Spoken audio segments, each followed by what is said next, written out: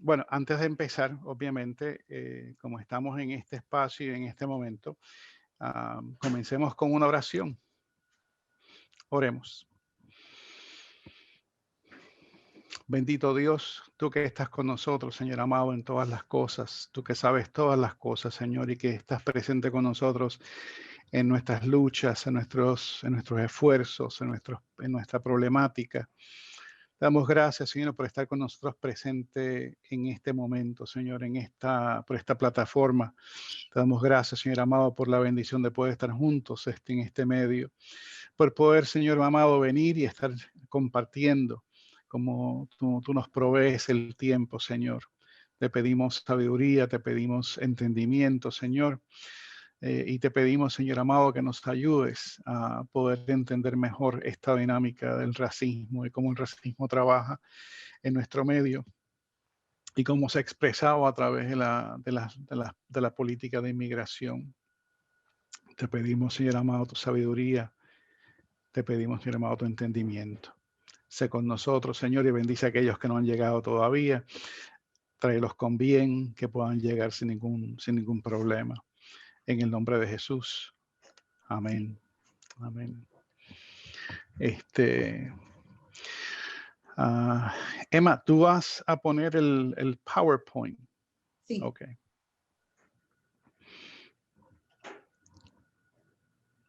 Ok. Bueno, vamos a movernos a la próxima. Lo que vamos a comenzar a hacer, vamos a dividir esta presentación en tres partes, que fue lo que estábamos hablando Emma y Miguel y yo hace un momento. Vamos a dividir esto en una parte que es la parte de definición de concepto, en este caso específicamente definiendo lo que es el concepto de racismo, cómo nosotros estamos definiendo el concepto de racismo. Y entonces esa va a ser la primera parte, y entonces luego de eso vamos a entrar entonces a la presentación sobre la historia del racismo. Entramos un poquito desde el principio del nacimiento del país, y básicamente cubrimos hasta el siglo XIX. Esa es la segunda parte, y entonces la tercera parte será entonces el siglo XX particularmente. De esta forma, pues podemos hacer preguntas. Si tiene alguna pregunta que quiera hacerle en el momento, le recomiendo que lo ponga entonces en el chat room, para que no se lo olvide, ¿no? A veces a mí se me pasa que tengo preguntas, no las hago y se me olvidan cuando no se dan tiempo para hacer preguntas.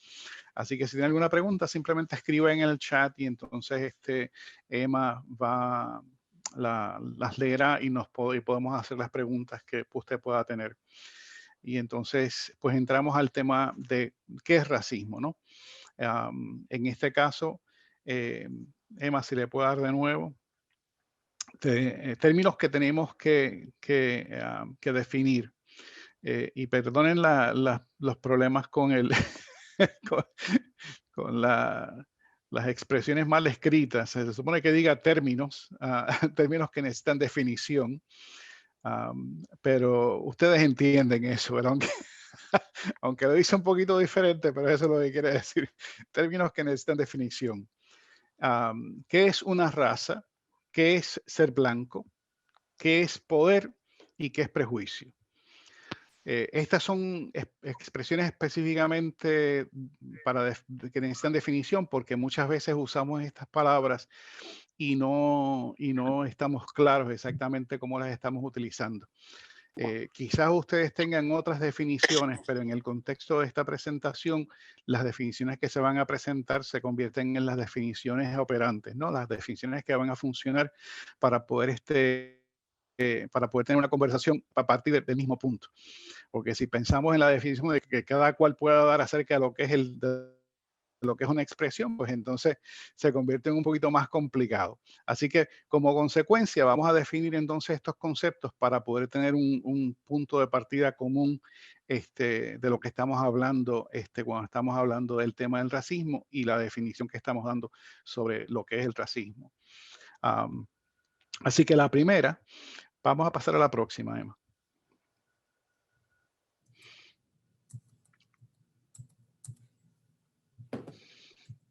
Bueno, ¿qué es la raza? Primero que nada, ustedes saben que el tema de la raza tenemos tenemos que, nosotros hablamos acerca de las razas, ¿no? Y tenemos la cuestión esta de que en el discurso social hablamos de un concepto al que lo denominamos como raza. Entonces hablamos, por ejemplo, la raza negra, la raza asiática, la raza blanca, la raza indígena, etcétera, ¿no? Usamos varias cosas para hablar acerca de ciertos tipos de razas, ¿no?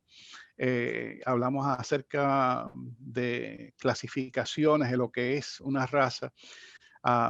Sin embargo, claramente la clasificación que se utiliza, que estamos utilizando para hablar acerca de seres humanos, es una definición engañosa, una clasificación engañosa, ya que lo que realmente estamos haciendo es que estamos definiendo cosas que son descriptivas de ciertos grupos y ciertas personas, ¿no? Cuando estamos hablando, por ejemplo, de la clase de la raza blanca, que es interesante, la raza blanca, igual que la raza negra, igual que la raza indígena, etcétera, son construcciones sociales, son construcciones políticas, sociales. Realmente no existe tal cosa como razas, sino que somos una sola raza, que es la raza humana. Y si alguien tenía preguntas sobre eso en el pasado, obviamente en los estudios genéticos y en los estudios que se han hecho sobre genética humana han probado claramente de que no existe tal cosa como razas, sino que todos somos una sola raza, que es la raza humana. Y que si hay diferencias, las diferencias están basadas en la forma en que nos vemos, el color de la piel, pero que eso no implica que somos seres diferentes, que es lo que el concepto de raza implica. Cuando hablamos acerca de diferentes razas, es la implicación de que las personas son diferentes personas, ¿no? Como que vienen diferentes grupos que no están conectados. Y sabemos, obviamente, que el ser humano tiene como expresión de su humanidad, viene en diferentes colores, en diferentes sabores, en diferentes expresiones fenotípicas, ¿no? De lo que es un ser humano. Y que ninguna de esas cosas establece una diferencia en términos de profundidad, sino que simplemente son diferencias que tienen que ver más que nada con la cuestión de lo que es superficial. Eh, y entonces cuando hablamos acerca de lo que es esta definición de raza, como la definición que estamos viendo en la pantalla, esta definición nos la provee el grupo del People's Institute for Survival and Beyond, y otros grupos como este que han estado trabajando sobre el tema del racismo por mucho tiempo. Y esta definición, interesantemente, pues nos presenta lo que estamos diciendo, que el concepto sirve para dar valor a cierto grupo, y específicamente en el contexto norteamericano, al grupo de piel blanca o tez clara. Y es importante que también entendamos, ya que estoy en esto y me acordé en este momento, es que lo que estamos hablando aquí funciona de diferentes formas en otros contextos. Hay unas variaciones en términos de las definiciones que estamos dando, pero dentro del contexto del que vivimos hoy día aquí en Estados Unidos, estamos hablando entonces de una definición de racismo como se da dentro de este contexto en el que vivimos. Por lo tanto, hablamos, por ejemplo, del contexto de la realidad de que dentro de Estados Unidos lo que estamos hablando para definir el concepto de racismo es basado en la relación que se ha dado entre la población europea blanca y otros grupos étnicos que han venido de otras partes del mundo, incluyendo obviamente África, ¿no? Y entonces es importante que tengamos eso en mente, porque yo sé que en algunos países en Latinoamérica la expresión de racismo no se basa necesariamente sobre el color de piel, sino que se basa en en unos sitios de la procedencia, si es una procedencia indígena, si no es indígena, si el color de piel es marrón o si es clarito. O sea, yo sé que hay mucha diversidad de cómo trabaja el concepto de racismo en otros contextos. Por lo tanto, no vamos a abordar el concepto de racismo como se da en Latinoamérica o como se da en África o como se da en Asia, sino como se da específicamente dentro del contexto norteamericano. Bueno, y entonces, ¿qué quiere decir ser blanco? El concepto es un concepto legal. En otras palabras, ha sido establecido por ley, lo que quiere decir ser blanco.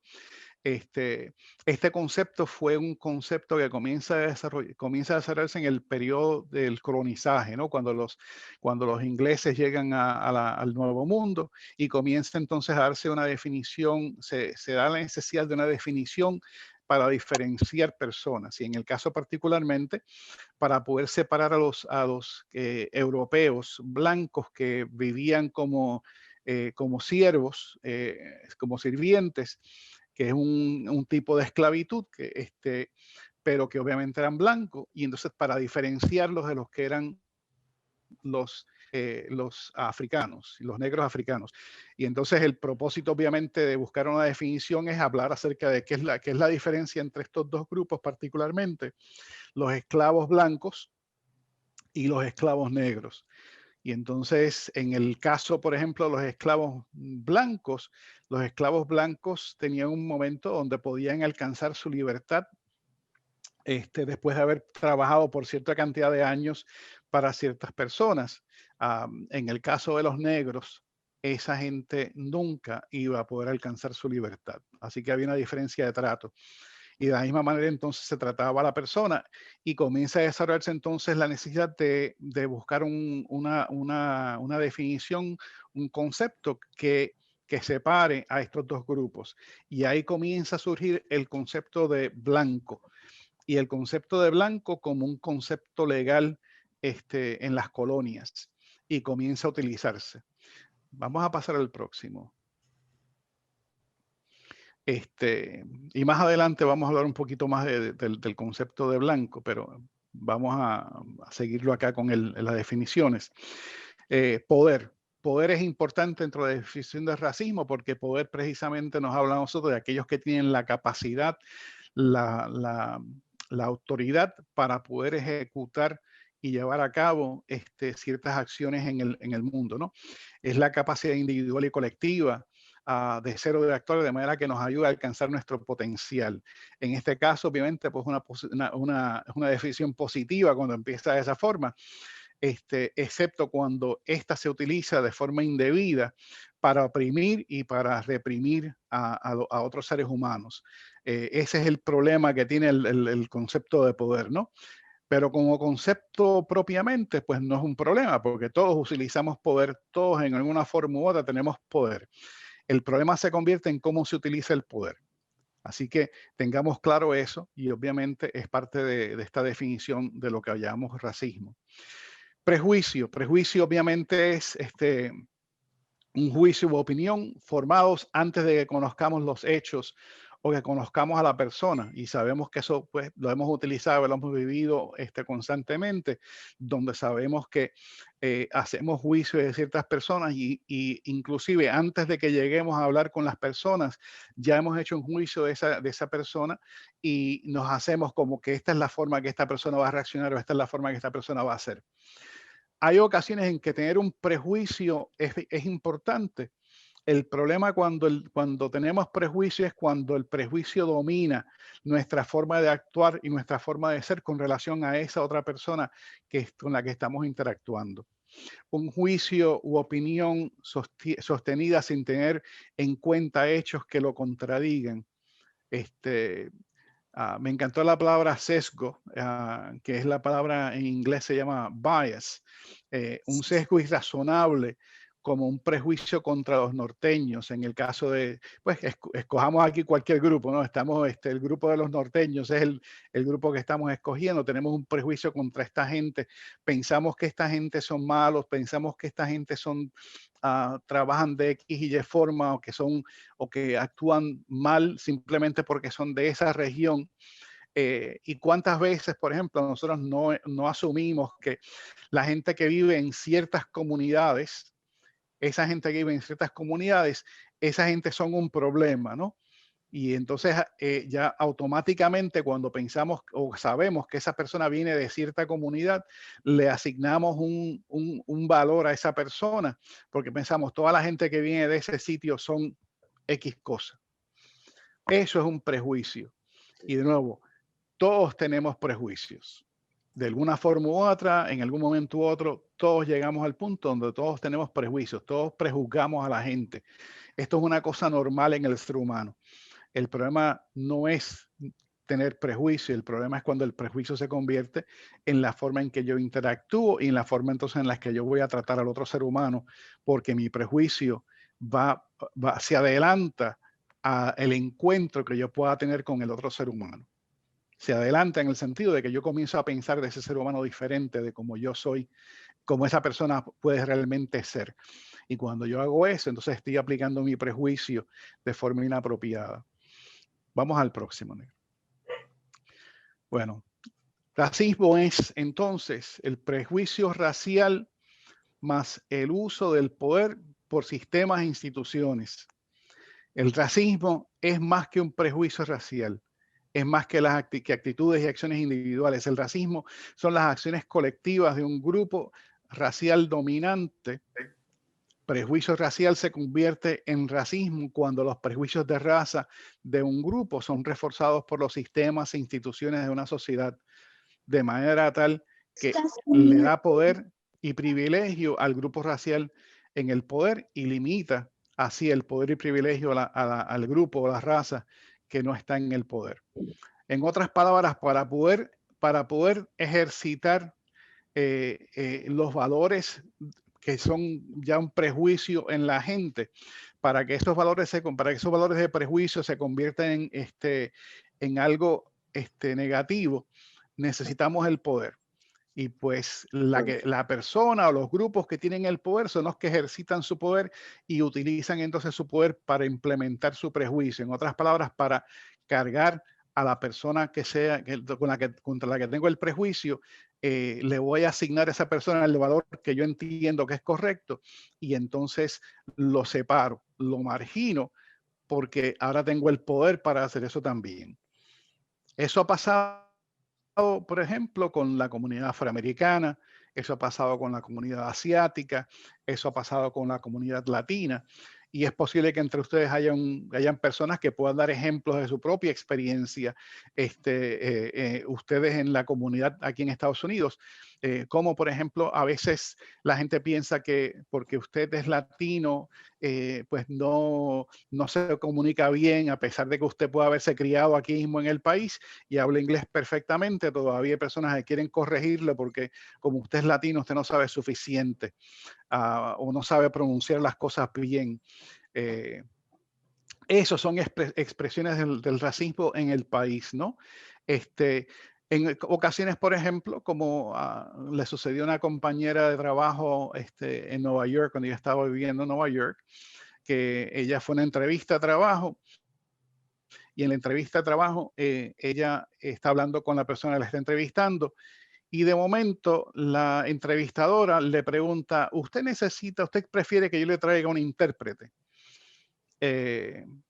Y la muchacha, la compañera, usted se podría imaginar, no se sintió muy contenta con la sugerencia, porque la compañera que estaba siendo entrevistada se había graduado de una universidad en Estados Unidos, donde claramente la compañera sabía hablar el idioma, entendía perfectamente el idioma y fue a entrevistarse en el idioma que ella entendía perfectamente bien.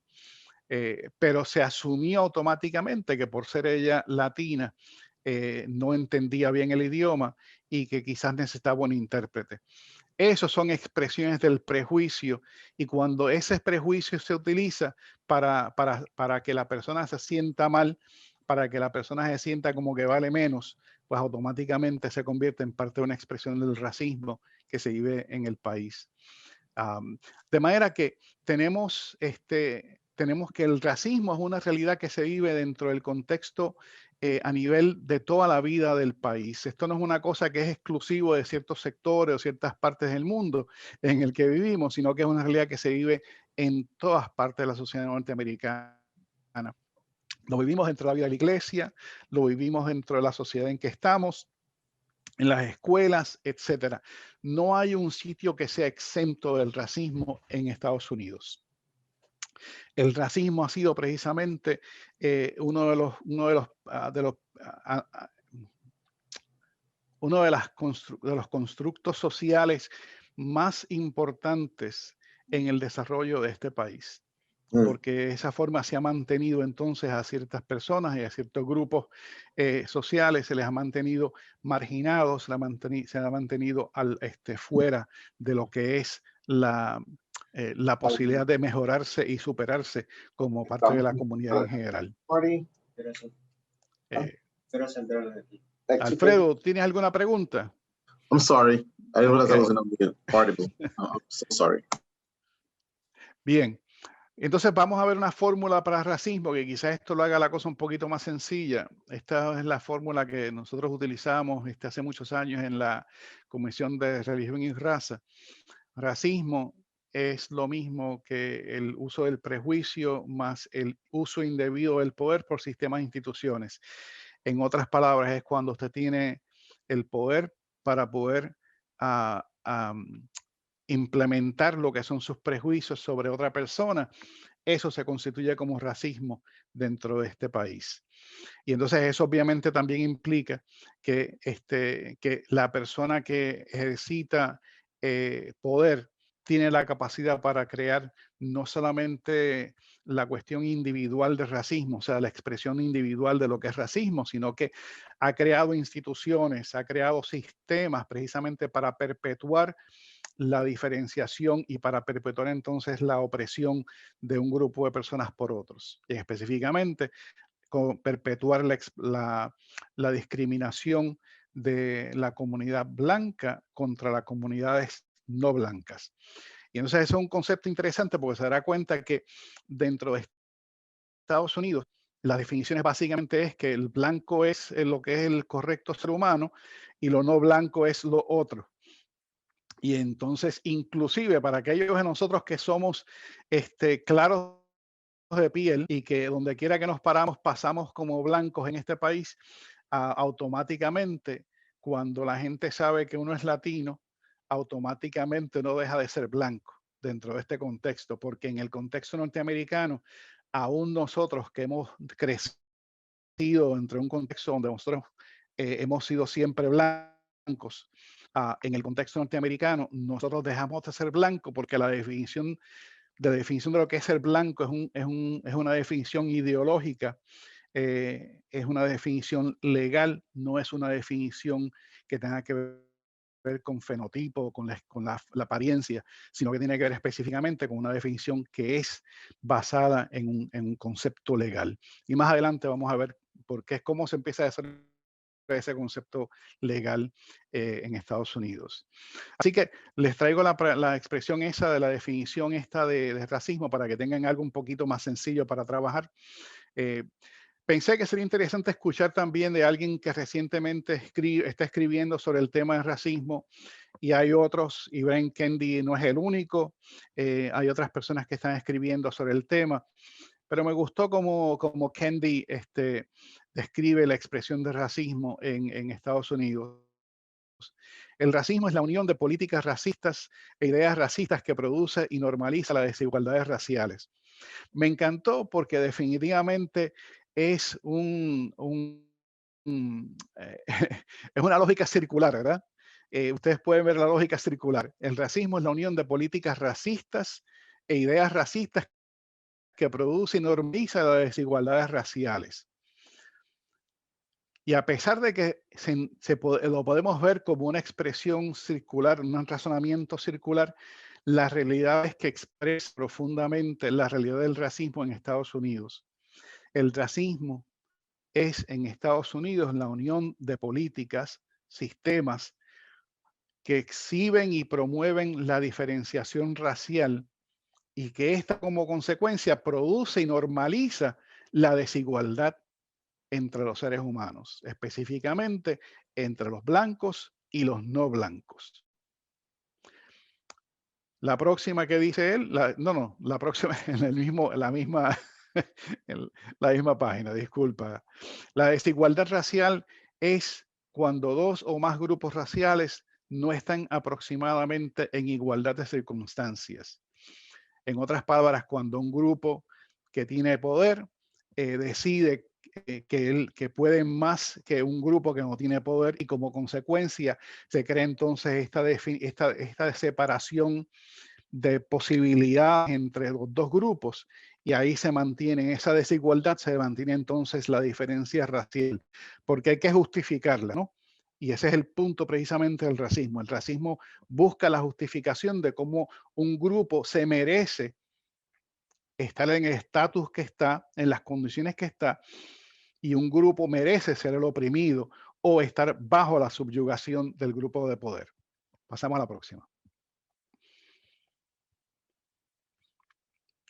Sigue Kendi, nos dice, una política racista es cualquier medida que produce o mantiene la desigualdad racial entre grupos raciales. Por política me refiero a leyes, reglas, procedimientos, procesos, regulaciones y pautas escritas y no escritas que gobiernan a las personas. Acuérdense que el concepto de racismo no es un concepto que se hace necesariamente intelectualmente abierto a la gente. Muchas veces la gente actúa de forma racista, no porque están pensando que están siendo racistas, sino porque es que esa es la cultura en la que se han creado, esa es la cultura en la que han vivido, se han criado, y por lo tanto lo exhiben como parte de su realidad, viven eso como parte de su realidad. Y se expresa entonces no solamente por una acción de un individuo, sino que se expresa inclusive por las reglas y las leyes que el grupo dominante ha adoptado para mantener a cierto grupo entonces oprimido o en su lugar, ¿no? Como diríamos en otro contexto. Una idea racista es cualquier idea que sugiere que un grupo racial es inferior o superior a otro grupo racial de alguna manera. Las ideas racistas argumentan que las inferioridades y superioridades de los grupos raciales explican las desigualdades raciales en la sociedad. En otras palabras, obviamente nosotros sabemos que algunas personas piensan que son superiores a otros, y por lo tanto eso justifica la explotación de la otra gente. En el siglo XIX, por ejemplo, la comunidad blanca norteamericana entendía, por definición supuestamente científica, que la comunidad blanca era superior a la comunidad negra y a cualquier otra comunidad que no fuese blanca. Y por lo tanto les daba el derecho a la comunidad blanca de ser los que dominaran a las comunidades que no eran blancas, y por lo tanto subyugándolas. Esa es la expresión que se vivió, por ejemplo, entre los ingleses y la gente en la India, donde los ingleses entendían que ellos eran superiores a los indios, y me refiero a los indios de la India, y que como consecuencia ellos tenían la responsabilidad de dominar a esa población en la India. En Estados Unidos se hace lo mismo, se desarrolla ese mismo entendimiento. Nosotros, los blancos norteamericanos, somos mejores que los negros, inclusive los negros eran vistos, inclusive se define a la comunidad negra esclava como que era 3/4 partes de un ser humano. En otras palabras, eran seres humanos, pero no completamente. Eran nada más que 3/4 partes de la humanidad, de humanidad. Cuando uno define de esa forma entonces al otro, le da entonces poder al que tiene ya poder, le da entonces a ese la justificación para poder seguir oprimiendo a la persona. Y esa fue la forma que comenzamos nosotros a descubrir la realidad del racismo y cómo opera dentro de la sociedad norteamericana. De manera que no es una cuestión simplemente intelectual, porque muchas personas inclusive no entienden cómo funciona el racismo. Me refiero a personas blancas particularmente, que por eso usted tiene personas que, por ejemplo, cuando usted está hablando con personas que le dicen, no, yo no soy racista. Bueno, sí, la persona no se entiende como racista porque no entiende cómo funciona el racismo. Pero el problema precisamente es que ahí empieza la definición de racismo, ¿no? El hecho mismo de que la persona que se beneficia de las estructuras de racismo en el país no se ve como racismo porque precisamente el sistema lo beneficia a él o a ella. Y eso entonces lo definimos como parte de lo que se conoce. Ustedes probablemente hayan escuchado de eso en los últimos años, como lo que se conoce el privilegio blanco. Pero eso lo tocamos más en otro momento. Bien. Entonces empezamos la trayectoria histórica, ¿no? De cómo comienza este proyecto de racismo en la historia del país.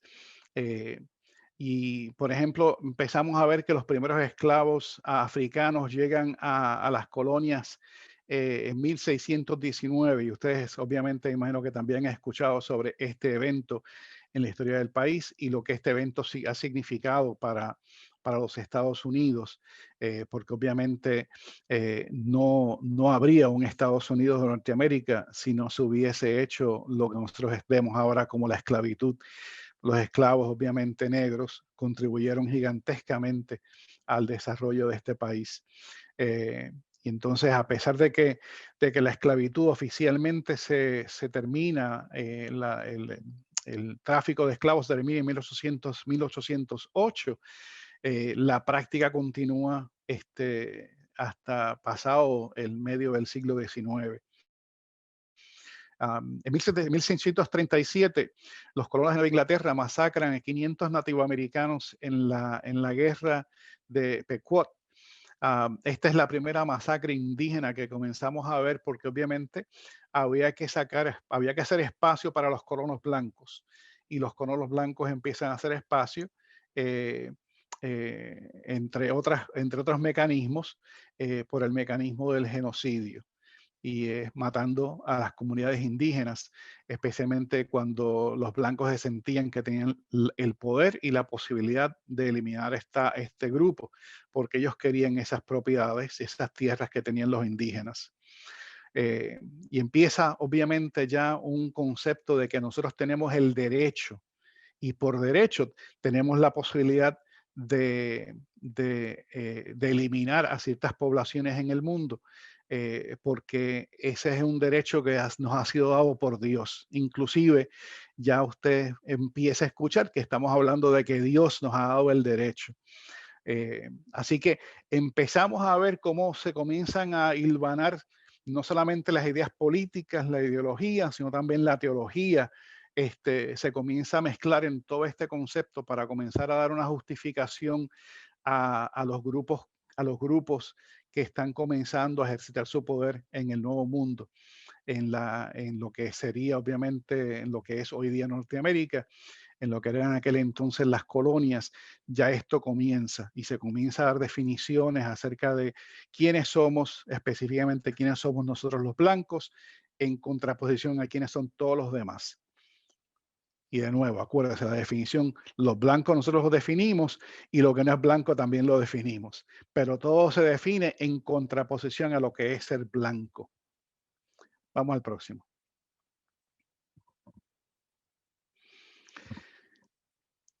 Empieza a darse todo el proceso en el Nuevo Mundo, especialmente en Norteamérica. Comenzamos a ver la definición de lo que va a ser entonces la esclavitud y cómo la esclavitud se va a comenzar a ver en Norteamérica. Y se acuerda que había mencionado anteriormente la cuestión de que los siervos o blancos podían alcanzar su libertad, ¿no? Después que servían ciertos años, vivían ciertos años sirviendo a ciertas personas, alcanzaban un momento donde podían separarse y se les daba la libertad porque habían servido su término.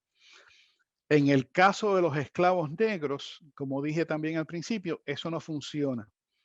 Pero en 1662 se determina por ley, obviamente, por ley se determina que los niños que nacen de mujeres que son esclavas, esos niños van a ser esclavos en perpetuidad. En otras palabras, se determina la esclavitud a perpetuidad para este grupo que ha sido subyugado a la esclavitud.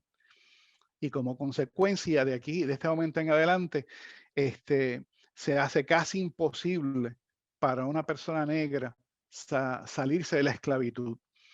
Y entonces en algunos estados de lo que se convierte en los Estados Unidos, en algunos estados se crean leyes que proveen una posibilidad para ciertos esclavos poder liberarse, comprar su libertad, pero eso viene más tarde y se convierte en un proyecto casi imposible para muchos de los esclavos africanos. Pero se convierte entonces en una ley, obviamente, de que los niños de mujeres esclavas eran automáticamente esclavos. Eso es un concepto nuevo que se comienza a desarrollar en el proyecto de esclavitud en Estados Unidos, inclusive en proyectos de esclavitud, que arropa no solamente a Norteamérica, sino también arropa a Suramérica, porque el mismo concepto aplica entonces a Latinoamérica y al Caribe, donde los esclavos negros van a ser sujetos a esclavitud en perpetuidad. En 1680, las nuevas leyes coloniales, que obviamente comienzan a definir, a dar más definición sobre la cuestión esta de lo que es el ser blanco o no ser blanco, comienzan a aparecer, comienzan a separar a los africanos esclavizados de los sirvientes europeos. A pesar de que los africanos empiezan a aceptar la nueva fe, todavía, a pesar de que estos esclavos africanos ahora se entienden como cristianos, todavía se les mantenía en la esclavitud porque, de nuevo, se convierte en un decreto divino, inclusive, de que el estatus de ellos es un estatus que es a perpetuidad. Y por lo tanto, con ellos se puede hacer lo que el ser humano blanco quiera hacer. El término blanco se usa casi exclusivamente, no solo en la ley, sino en términos del ámbito social, y la esclavitud se asocia exclusivamente con la etnia afroamericana. Ahí comienza con más claridad desde a partir de 1680 a utilizarse con mucha más claridad. Y ya en el siglo XVIII vamos a ver precisamente cómo en la Constitución eso se patentiza ahora en la ley suprema del país. Pasamos al próximo. Bueno, en la Constitución hay 12 lugares donde se habla acerca de la afirmación de la esclavitud. E interesantemente, el documento fue escrito tan genialmente que no tiene que mencionar esclavos o esclavitud en ningún sitio, excepto que cuando usted le está leyendo se da cuenta de que a lo que se está refiriendo es precisamente a las personas que viven bajo la esclavitud, y específicamente en este caso a los esclavos negros. Y es en este mismo documento, en la Constitución, donde también se define que el ser humano negro es 3/4 partes de lo que es un ser humano. Y esto va a ser importante porque obviamente esta definición va a ayudar específicamente a los estados del sur que tenían la población de esclavos más grande, porque les va a proveer a ellos la posibilidad de mandar un número más grande de representantes al Congreso más adelante, porque esta definición va a proveerle que ellos a este grupo de dueños de esclavos en el sur, que ellos puedan argumentar que tienen un número más grande de gente porque están contando a los esclavos, a pesar de que los esclavos ni podían votar, ni podían ejercer ningún tipo de poder político en la época, pero se les cuenta para la cuestión de la representatividad en el Congreso de los dueños blancos, interesantemente, ¿no? Parte de todo cómo funciona el asunto del racismo. Entonces, en todos los derechos y privilegios de la vida, la Constitución y la Declaración de Derechos incluyen a los esclavos y a los indios. Las libertades civiles y políticas específicas de los africanos libres se dejan en manos de cada estado, de manera que, a pesar de que había negros libres, los derechos de estas personas se veía exclusivamente dentro del contexto estatal y no como un concepto nacional. Y entonces cada estado obviamente va a tratar a los negros de forma diferente. Por eso usted ve, por ejemplo, cómo se trataba diferente a personas negras en el norte, y en algunos estados del norte se trataba diferente, inclusive de un estado a otro se trataba diferente a la población negra, porque cada estado definía cómo iba a tratar a la población negra libre que vivía en su frontera. Vamos a pasar a la próxima.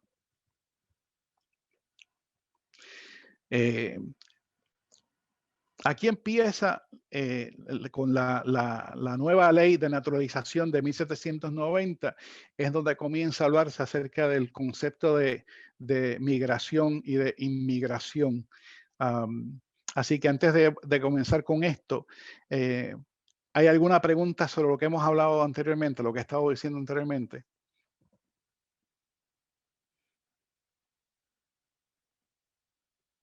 ¿Alguna pregunta? ¿Alguna duda?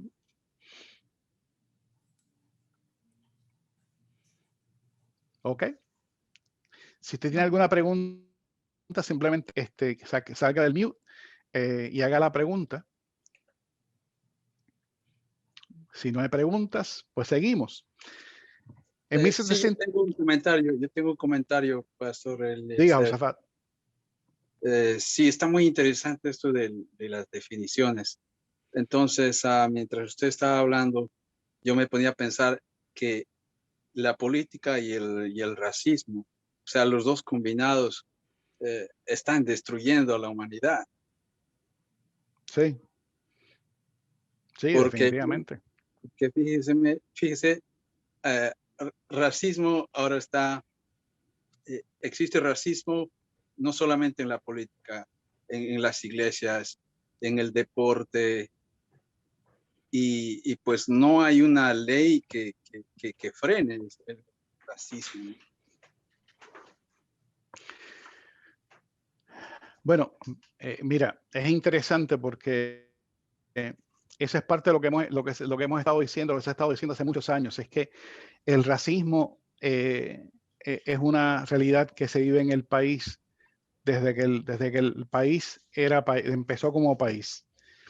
El racismo no es una cosa nueva.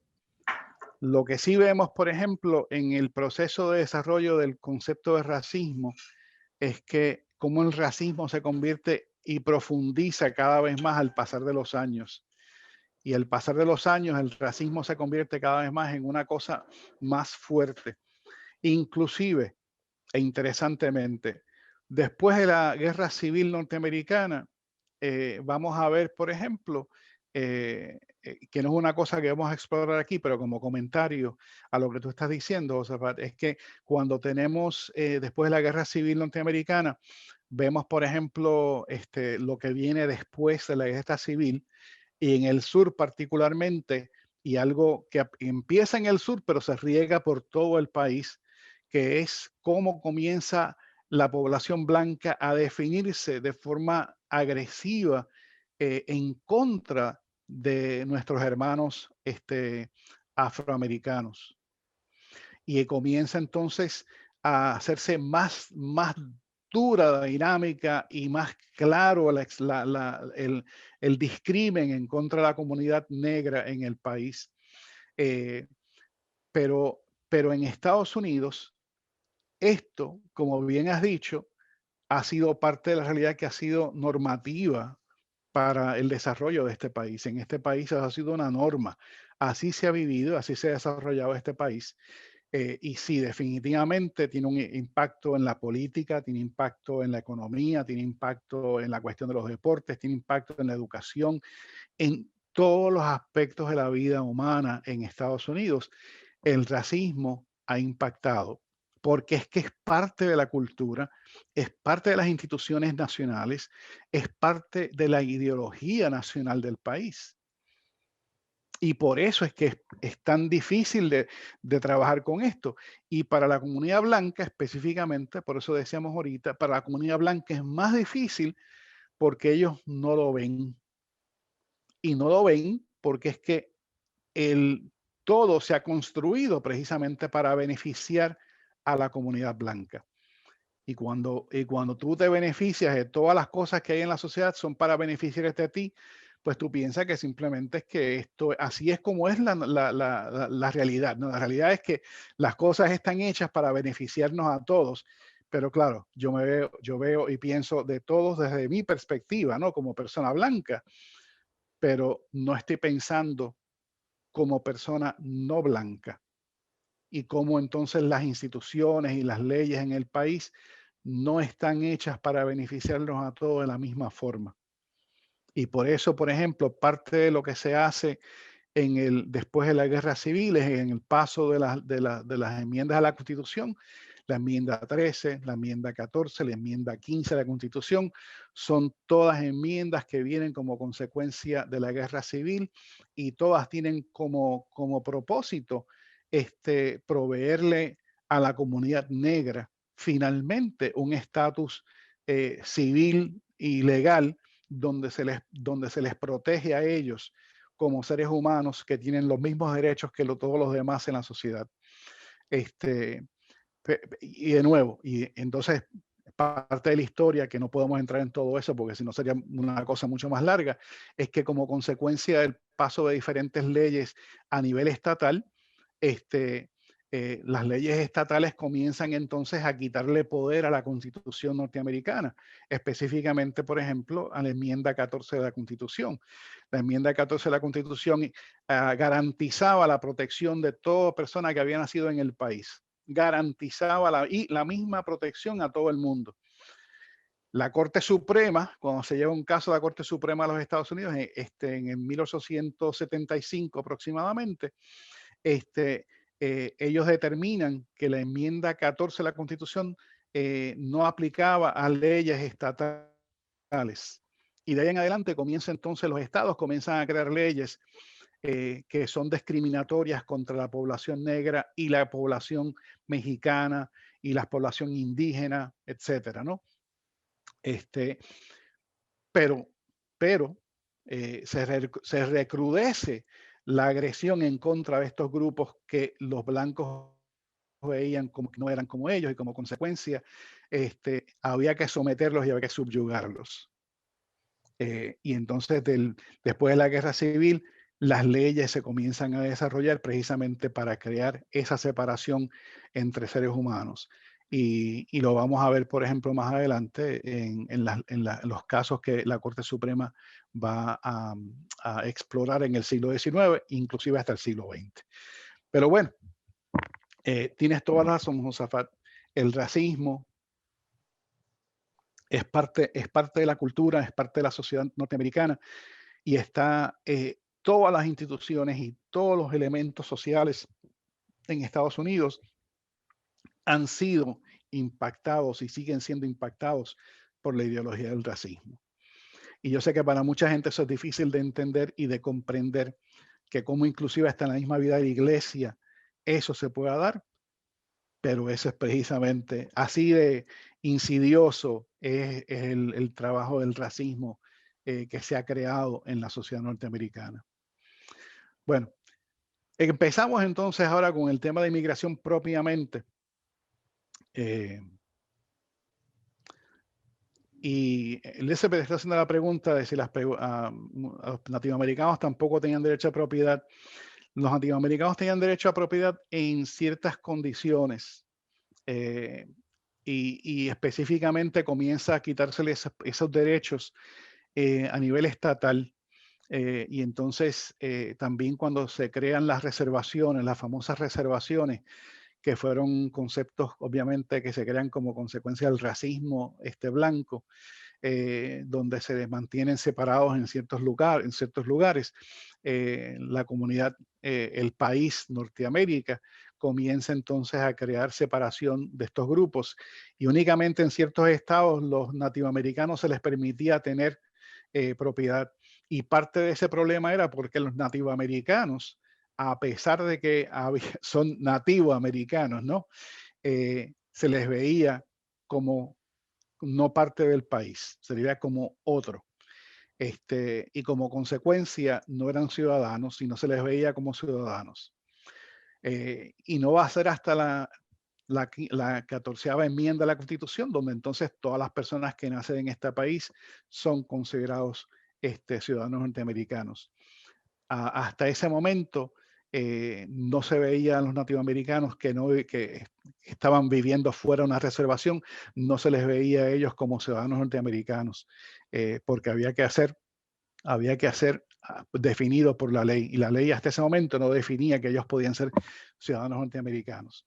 Y por lo tanto la cuestión de tener propiedades y tener acceso a propiedades se convierte en una cosa que cada estado tiene que determinar y no todos los estados estaban obviamente en el mismo bote.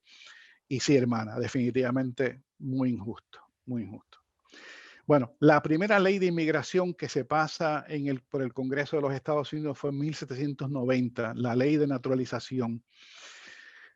Esta ley se pasa con el propósito de mantener a espías británicos fuera del país y controlar entonces la entrada de personas que venían de Europa específicamente, y tratando de controlar a estas personas que vienen de Europa, y entonces comienza a definir quiénes son las personas que pueden venir y cómo se va a ver esas personas que están viniendo. La ley especifica que solo los inmigrantes blancos serían elegibles para la ciudadanía, para ser naturalizados. Solamente los blancos. En otras palabras, inmigrantes asiáticos, caribeños, indígenas, etcétera, no cualificaban para poder ser naturalizados como ciudadanos del país. O sea, usted podía vivir en el país, pero básicamente usted y su descendencia podía vivir en el país, pero siempre iba a ser visto como un extranjero. Y va a tomar obviamente más tiempo para poder esa definición cambiar. Pero por muchos años entonces se mantiene de esta forma la separación, de manera que únicamente los blancos que venían al país y que eran aprobados por el gobierno podían ser naturalizados en el país para convertirse en ciudadanos del país. Esto obviamente significa que únicamente ciertos grupos podían tener acceso a los derechos civiles, al derecho al voto, a la posesión de tierras, a comprar tierras. De esto también otra cosa, que este grupo de los africanos, los caribeños, especialmente los negros, que venían de otras partes del mundo, eh, comenzamos a ver cómo se define de nuevo legalmente lo que va a ser aceptable para el Estado y lo que no es aceptable para estas personas que están en el país. De manera que las leyes de los beneficios y las posibilidades que tienen estas personas va a ser determinada por cada estado y no por una ley nacional. Pero aquí comenzamos a ver con esta primera ley de naturalización, la primera ley nacional que comienza a trabajar el tema de cómo vamos a tratar a aquellos que vienen del extranjero a nuestro país. Y obviamente los africanos libres, que a pesar de que estaban acá, se va a ver bien difícil para ellos el poder mantener y obtener propiedades. Y es increíble porque a pesar de eso, vemos que esta comunidad se desarrolla y desarrolla negocios, desarrolla la posibilidad de adquirir propiedades. Pero eso tiene mucho que ver precisamente con cómo cada estado trabajaba la cuestión de qué derechos se le permitía y qué acceso se le daba a estas personas de ascendencia africana que eran libres, porque va a depender exclusivamente de cada estado de la Unión al principio del desarrollo del país. Vamos a pasar al próximo. Próximo. Gracias. Ustedes conocen y han escuchado posiblemente la ley de desalojo de indios, el Indian Removal Act. Esta es la primera ley iniciada por el presidente Andrew Jackson, que exige que se remueva voluntaria o forzosamente a ciertas naciones indígenas. Choctaw, Creek, Cherokee, Chickasaw, Seminole, son removidos de su ambiente natural, de donde vivían naturalmente, y se les remueve a diferentes partes del país, y entonces inclusive se les remueve hasta Oklahoma, ¿no? A lo que se convierte en lo que en Estados Unidos se llamó en ese momento, en el siglo XIX, el territorio indígena o el territorio nativoamericano.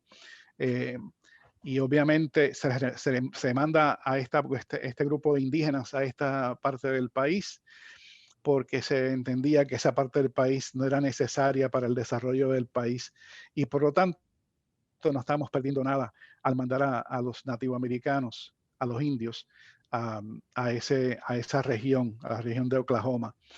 Inclusive el territorio de la reservación de Oklahoma se extendía en todo el estado, lo que nosotros conocemos hoy como todo el estado de Oklahoma, hasta la región de Nevada, y era un territorio gigantesco, ¿no?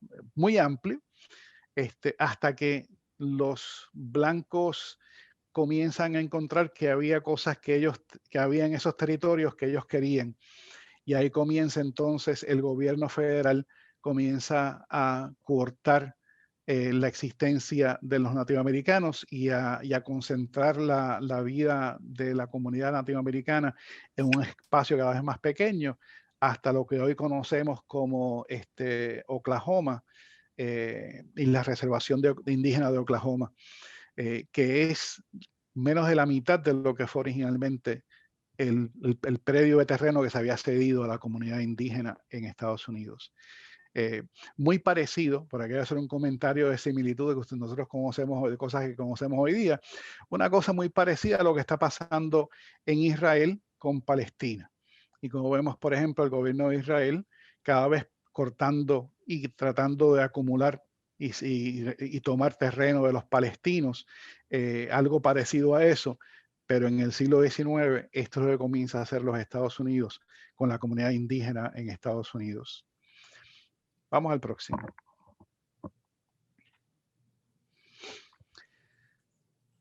Ustedes todos conocen y posiblemente han escuchado del Tratado de Guadalupe Hidalgo, que es el contrato que se firma entre Estados Unidos y México, donde México cede los territorios, ciertos territorios mexicanos a los Estados Unidos, y como parte del acuerdo después del final de la guerra. Y obviamente no solamente se cede el territorio, sino que también se cede a la gente que estaba viviendo en el territorio.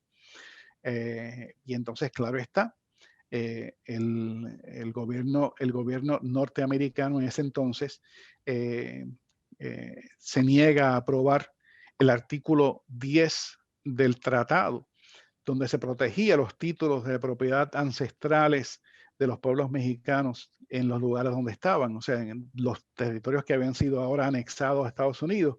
Se suponía que esos territorios iban a ser protegidos el derecho a propiedad iba a ser protegido en esos estados, en esos territorios, pero el Congreso se niega a sostener el artículo 10 a pesar de que se había firmado el arreglo. En su lugar, el Congreso sustituye con una declaración de protocolo donde se pretende que las personas que están reclamando que la propiedad es de ellos tienen que probar en un tribunal en Estados Unidos, en inglés, con abogados norteamericanos, en un idioma que ellos no hablaban, tienen que ellos probar que ese territorio les pertenecía a sus familias. Si no lo podían probar, si no tenían evidencia, obviamente perdían su territorio, sus terrenos. Así perdieron miles y miles de terrenos, de pedazos de tierra mexicanos en este periodo. Y aquí comienza a verse, obviamente, cómo se comienza a ver también a la comunidad mexicana y a la comunidad latina en general, donde el gobierno norteamericano comienza obviamente a presentar una visión de estas personas que venían de México como que eran sucios, como que eran vagos, y toda esta mentalidad que comenzamos a ver y que inclusive la vemos con más claridad en las películas de los westerns de los 50, de los 60, comienza a verse con mucha claridad todas estas expresiones de discriminación y cómo comienza a utilizarse la lógica de los prejuicios, ¿no? Para poder entonces mantener a esta comunidad subyugada y obviamente mantenerla como que esta comunidad no es como nosotros, a pesar de que tenemos que mucha de la población que nosotros llamamos hoy México-americana es una población que ha estado en el país desde antes que los Estados Unidos fueran Estados Unidos. Y entonces, todavía, inclusive, a pesar de que sabemos eso, le seguimos llamando, le tenemos que dar el hyphen, ¿verdad? El guión de que estos son México-americanos, o sea, son mexicanos, pero son americanos también. Y ese concepto viene como consecuencia de que a esta gente nunca se le vio como que eran parte del país, a pesar de que habían estado en el país desde antes que les pasara la frontera por encima. En la declaración del protocolo se convirtió así en la base legal en Estados Unidos para el robo de las tierras pertenecientes a los mexicanos en todos los territorios que han sido conquistados como parte del Tratado de Guadalupe Hidalgo, donde entonces, como dije al principio, se les roba a la comunidad mexicana que vivía en esos territorios sus propiedades y se le da, obviamente, a la comunidad blanca, donde entonces ellos son los únicos que van a tener acceso a poder comprar esos territorios. Pasamos al próximo. Ya en 1857 vemos, por ejemplo, estas masacres que comenzamos a ver en Estados Unidos. Esta es la primera, pero van a haber varias masacres de las comunidades indígenas en el siglo XIX. De nuevo, ¿por qué? Porque estos son salvajes. Tenemos que mantener siempre en cuenta que esta es la forma que se describía la comunidad indígena en el siglo XIX. Se hablaba de esta comunidad como comunidades salvajes y como consecuencia, pues tenemos derecho a acabar con ellos porque ellos realmente no son ni realmente seres humanos, porque es que son salvajes. Y entonces se justifica la discriminación, inclusive el exterminio de estas comunidades. Me estuvo curioso, tuve que escribirlo aquí como parte de este slide, como en 1860, después de la masacre de 200 indios en Eureka, en Kansas, un hombre se jacta de haber matado a 60 niños con su hacha. Y para mí eso es increíble, ¿no? Pensar que hay personas que pueden tener este sentido de que está bien matar a personas, está bien matar a niños, porque simplemente no son como mis niños, no son como nosotros.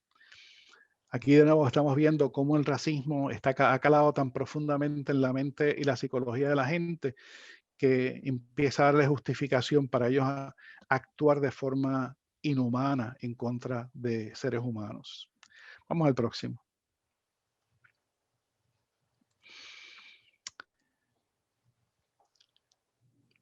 Una decisión fundamental en el proceso jurídico y legal en Estados Unidos se da con la decisión de la Corte Suprema en 1857, lo que se conoce como el caso del Dred Scott. Dred Scott es el nombre de un esclavo que en su proceso de estar trabajando para su amo, pasa con su amo a un estado donde el amo está visitando por negocios.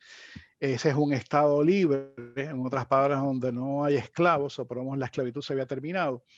Y entonces él reclama que como él está en ese estado, él pide que se le dé la libertad a él, porque supuestamente, pues en un estado libre, él debe ser mantenido como un ser libre, ya que no existe esclavitud y se ha considerado como que la esclavitud no es legal en ese estado.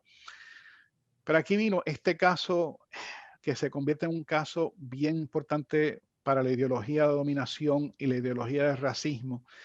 En 1857, Roger Tanner, que es precisamente alguien que sale de aquí, de Frederick, Maryland, es el jefe del Tribunal Supremo de Justicia. Y él escribe la declaración esta, donde fundamentalmente dice que la Constitución excluía específicamente a los negros de la ciudadanía y que los negros no tenían ningún derecho que la población blanca tenía que respetar. Eso obviamente va a dar espacio entonces a que se convierta en atrocidades en contra de la comunidad negra. Ahora con toda la posibilidad, porque ahora la ley suprema del país determina que esta comunidad no tiene ningún derecho y que su humanidad no es ni siquiera valorada como cuestión de ley en el país. Y entonces esta ley va a ser una ley que rige hasta obviamente, va a culminar obviamente con la guerra civil en Estados Unidos, pero va a dominar la ideología de la comunidad blanca norteamericana por años. Porque por años la comunidad blanca, a pesar de la guerra civil, por años la comunidad blanca siguió viendo este concepto de Dred Scott como una parte de la ideología de dominación blanca en contra de la comunidad negra y en contra de cualquier comunidad que fuera definida como no blanca en Estados Unidos. Sigamos. En el 62, como parte en la cima de la guerra civil, el Congreso aprueba la ley de Homestead, que asigna 160 cuerdas de terrenos en Occidente, es decir, las tierras de los nativoamericanos, a cualquier persona que pudiese pagar $1.25 por cada cuerda y cultivarlos por 5 años. Entonces ese terreno se convertían en dueños finalmente de esas tierras. Claro está, esto se dio como una posibilidad específicamente para los inmigrantes europeos. Inmigrantes que venían, acumulaban dinero, trabajaban juntos para ellos aunar sus recursos, y entonces se comienza a abrir el espacio y se comienza a promulgar en Europa para que los inmigrantes blancos europeos vengan al Nuevo Mundo, especialmente de los Estados Unidos, para que adquieran terrenos. Y entonces en ese periodo sobre 50 millones de cuerdas de terreno se cedieron a los especuladores de tierra y obviamente a los inmigrantes que venían de Europa. Esto con el propósito de apoyar el esfuerzo de la guerra civil en ese periodo.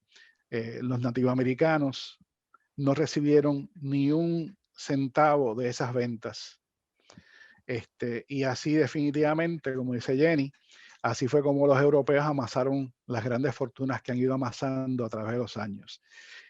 El racismo precisamente ha permitido que en el proceso de la creación de estos proyectos de ley, estos procesos legales, la comunidad blanca se sigue beneficiando y como consecuencia se ha ido construyendo y levantando su posibilidad para poder adquirir más y por lo tanto de adquirir riqueza cada vez más y más alta. El sistema ha estado dirigido precisamente para beneficiar a la comunidad blanca en el país. El próximo.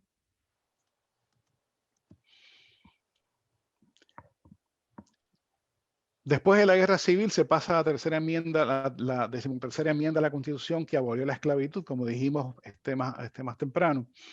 En el 66 se pasa el Acta de los Derechos Civiles de 1866, que es aprobada por el Congreso, a pesar de que el presidente Johnson la veta, de manera que todas las personas nacidas en los Estados Unidos son ahora ciudadanos, pero no es hasta la decimocuarta enmienda a la Constitución donde se incluyen los derechos civiles que se habían aprobado en 1866, y en esta cláusula se establece el proceso de ley que garantiza la vida, la libertad y la propiedad y la igualdad de protección ante la ley a todos los ciudadanos.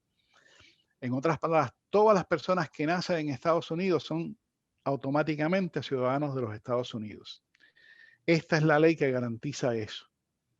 Esta ley, esta enmienda a la Constitución se convierte en una de las joyas más importantes de la Constitución norteamericana, porque de aquí se ha basado obviamente muchos de los litigios legales que se han hecho en Estados Unidos en contra de proyectos racistas y leyes racistas.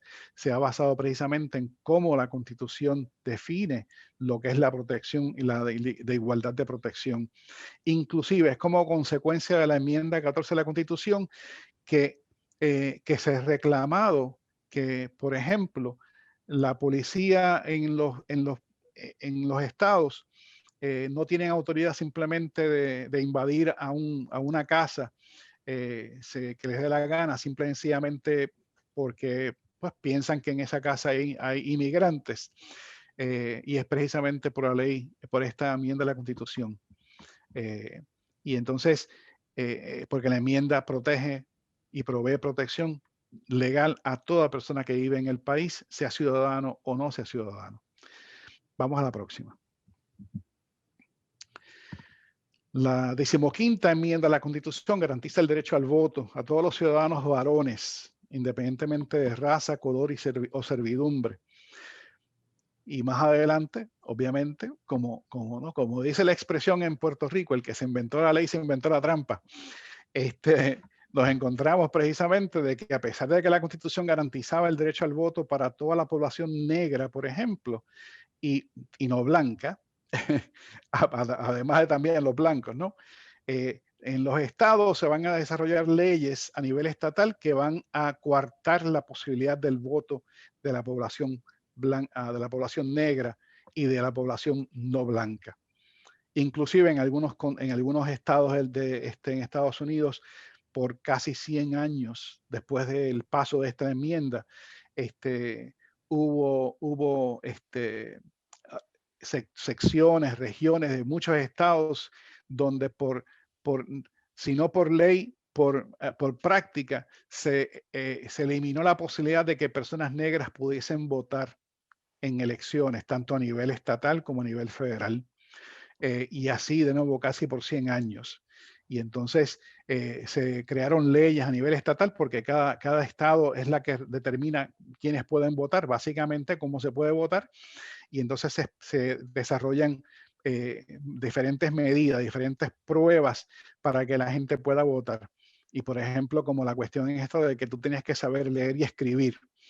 Y entonces, imagínense usted si la comunidad negra no sabía leer ni escribir, porque por años había sido prohibido poder leer y escribir, y a la comunidad negra no se le proveía necesariamente un proyecto de educación para que se les enseñara a leer y escribir, pues obviamente la comunidad negra en el país va a ser completamente aislada de la posibilidad de poder leer y escribir, y por lo tanto a esas personas no se les permitía votar. Eso entre el millón de diferentes otras excusas y procesos que se desarrollan en los Estados Unidos para evitar que la comunidad negra y otras comunidades no blancas no pudiesen entrar a las urnas a votar. En el sur oeste de los Estados Unidos, comenzamos a ver, por ejemplo, prácticas similares, pero específicamente dirigidas a los mexicanos, a la comunidad mexicoamericana y a la comunidad asiática, donde se les margina completamente como se había marginado a la comunidad negra en el sur y el norte de los Estados Unidos, en el noreste, en el sureste de los Estados Unidos. Vamos a la próxima.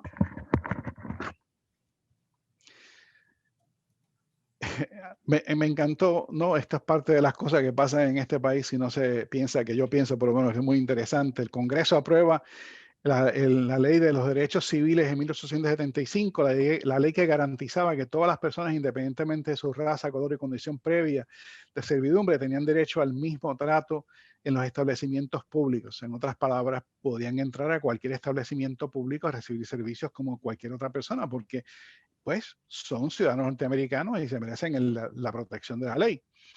En 1883, la Corte Suprema anuló esa ley y la consideró inconstitucional, lo que entonces abre las puertas a todos los estados del norte y estados del sur a crear sus propias leyes de discriminación completamente sancionadas por el Estado federal. Porque entonces el Estado federal no se va a meter en ninguna de esas leyes regionales que impedían que los ciudadanos norteamericanos negros y de otros grupos étnicos pudiesen vivir de la misma forma que la comunidad blanca estaba viviendo.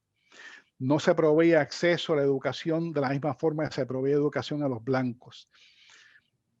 No se proveían acceso a estudios universitarios de la misma forma que se proveían acceso a estudios universitarios a la comunidad blanca. Por eso ustedes saben que para principios del siglo XX era un puñadito de doctores los que había en Estados Unidos, doctores negros en Estados Unidos, porque simplemente muchos de esos doctores negros únicamente teniendo el dinero podían ellos ir a estudiar. Y eso obviamente se convierte en una gran limitación porque muy pocos negros en ese periodo tenían esa cantidad de dinero o el acceso a fondos para poder mandar a sus hijos a estudiar medicina u otras profesiones que eran importantes en el país. Vamos al próximo.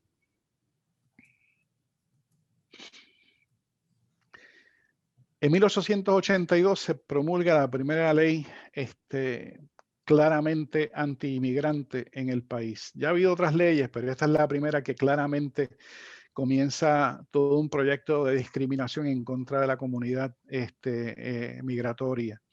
La ley de exclusión de los chinos, que impide que los trabajadores inmigrantes chinos lleguen a los Estados Unidos. Punto. No pueden ni llegar. Ya había miles aquí en Estados Unidos, pero en 1882, como consecuencia de la influencia de los blancos en la región, específicamente en el oeste de los Estados Unidos, comienza la comunidad blanca a empujar a sus legisladores para que se cree una ley que detenga el paso de los inmigrantes chinos, porque el argumento era que ellos están quitándonos los trabajos. El argumento era que ellos están impactando a la comunidad blanca y le están impidiendo a los blancos que ellos puedan seguir desarrollándose y creciendo. Y entonces empieza todo un proyecto de separación y exclusión, no solamente de los chinos, sino que ahora más adelante vamos a ver de leyes que van entonces en general a hablar acerca de la exclusión de los asiáticos.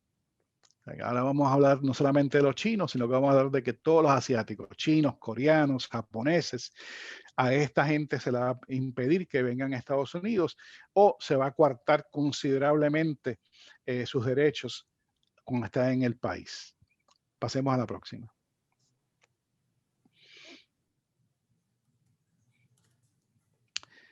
En 1896, la Corte Suprema aprueba un caso que se conoce como Plessy v. Ferguson, donde la Corte dictamina que la política de separados pero iguales, separate but equals, es constitucional.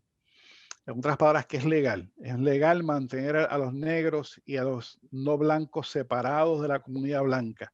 En otras palabras, siempre y cuando se le proveyese un espacio a los no blancos donde ellos pudiesen estar en restaurantes, en el tren, en transportación pública, eso era suficiente y era aprobado porque había que mantener la separación, porque la separación de las razas era beneficioso para las razas, entendía la ideología dominante de ese momento. Y entonces se crea con el Plessy v. Ferguson. Plessy fue un hermano negro que era de tez muy clara. Y entonces él se mete en el vagón del tren de los blancos y entonces lo tienen que sacar porque obviamente él se identificó y dijo que él era afroamericano, que era negro. Y como consecuencia lo sacan y entonces esto fue todo un proyecto con el propósito de retar la ley. Y entonces se reta la ley y el caso va hasta la Corte Suprema. En la Corte Suprema, Plessy pierde su caso porque obviamente la Corte Suprema dictamina que no, que esa política del Estado, esa política nacional, porque ahora es una ley nacional, se convierte en la ley del país, donde la creación de espacios separados para las personas no blancas va a ser posible, inclusive va a ser necesaria. Y acuérdense lo que estoy repitiendo, ¿no? Estamos hablando de que es la población no blanca contra la población blanca, porque aquí en la definición legal del país, obviamente lo blanco es normativo y lo no blanco es lo otro. Así que ahí entramos todos los que no somos blancos dentro de la definición norteamericana de blanco. Y eso es importante porque obviamente eso quiere decir que esto va a impactar a toda la comunidad no blanca del país. A pesar, como dije al principio, a pesar de que su piel pueda ser más blanca que la leche, si usted identificado como que era de un grupo específico, automáticamente usted entraba a ser no blanco y como consecuencia se aplicaba la misma regla que se aplicaba a la comunidad afroamericana o africana en ese momento. En 1898, Estados Unidos adquirió a Hawái, a Puerto Rico, Guam, Filipinas, después de que los Estados Unidos interviniese en la guerra de independencia de Cuba contra España. Es importante señalar eso porque lo que nosotros llamamos la guerra hispanoamericana no es otra cosa que realmente la guerra de Cuba en contra del imperio español, buscando la libertad del pueblo, la independencia del gobierno español. Estados Unidos aprovecha esa oportunidad para meterse en la guerra de manera que pudiese entonces tomar territorios, los territorios de España y ampliar su territorio, ¿no? Ampliar su poder y dominio en la región del Caribe y del Pacífico. Importante señalar que a pesar de que en 1898 Filipinas también adquiere su independencia, amén, hermana Jenny, amén. A pesar de que las Filipinas es cedida como parte del territorio español, en las Filipinas había un proceso de liberación nacional y estaban peleando en contra de España también en las Filipinas. Cuando los filipinos reciben al ejército norteamericano, con bombas y platillos, pensando que ellos vienen a ayudarnos a alcanzar la independencia, a liberarnos de España. Y se encuentran con que cuando se cede a las Filipinas, se le cede a los Estados Unidos, los filipinos entonces se encuentran con que Estados Unidos no estaba interesado en soltar a las Filipinas. Ahí comienza la guerra de los filipinos en contra de los Estados Unidos. Y muy pocos de nosotros escuchamos esa historia. Pero es importante que entendamos, por ejemplo, que cuando la gente celebra aquí en Estados Unidos la gente que falleció, que cayó muertos durante la guerra de la guerra hispanoamericana, y hablamos de miles de personas norteamericanas que murieron como parte de la guerra hispanoamericana, la mayor parte de los soldados norteamericanos que mueren como consecuencia de la guerra hispanoamericana mueren en las Filipinas, porque los filipinos estuvieron en pie de guerra por más de 10 años después que los norteamericanos entraron a las Filipinas.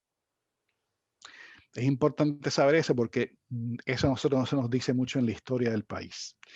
Pero es importante porque obviamente los filipinos siguieron peleando hasta que finalmente tuvieron su independencia y se zafaron del dominio norteamericano también, a pesar de que siempre ha habido una relación desigual entre Estados Unidos y Filipinas, pero por lo menos se establece una separación entre los gobiernos de Filipinas y Estados Unidos.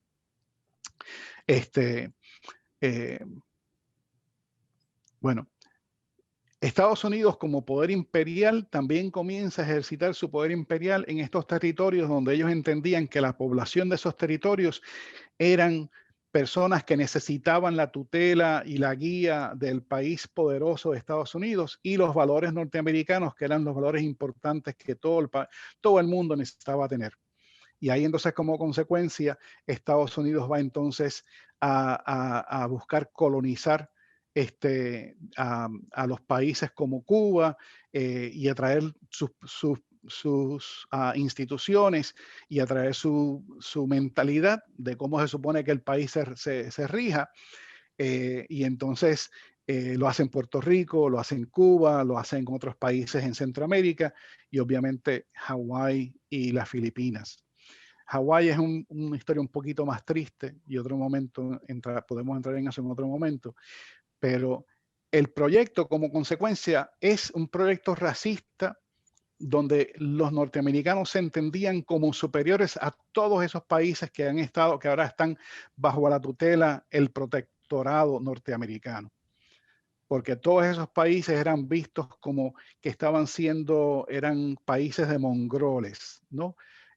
países que eran de personas mezcladas entre negros, entre mestizos y mulatos, y como consecuencia los Estados Unidos y la ideología racista norteamericana entendía que era nosotros tenemos la responsabilidad y nosotros tenemos el poder para controlar esos países y como consecuencia utilizar los recursos de esos países como nosotros nos dé la gana, en otras palabras. Y eso es lo que hace la cultura del racismo con los países que entonces vienen a formar parte después de 1898 del protectorado norteamericano, que de nuevo incluye a Hawái, Puerto Rico, Guam, Filipinas y a Cuba. Cuba, obviamente, como dije anteriormente, se mantiene el protectorado sobre Cuba básicamente hasta la guerra de liberación en el 59, con la Revolución Cubana.